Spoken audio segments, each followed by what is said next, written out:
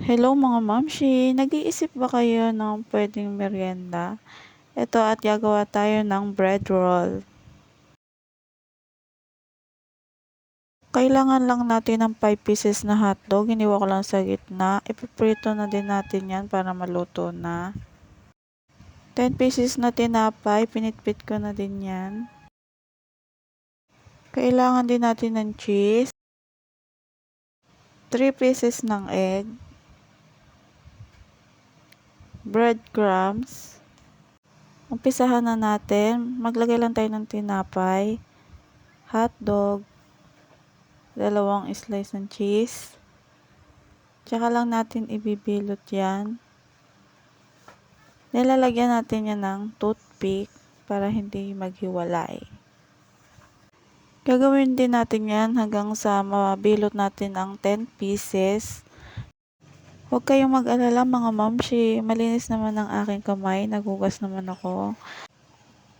Kami lang naman ang kakain, kaya okay lang yan.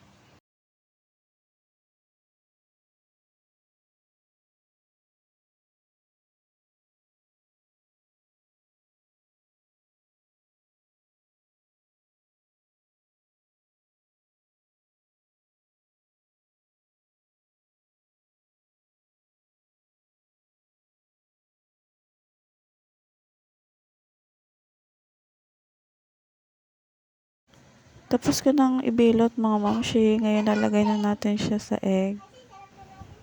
Coat lang natin yan.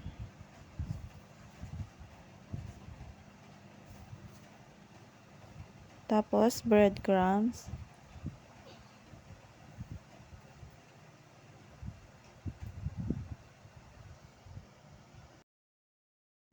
Pagtapos na, pwede na yung i-fry. Okay sana siya kung deep fry, kaya lang ito lang yung available na mantika. Malapit nang maluto yan. Kain po tayo. Thank you for watching.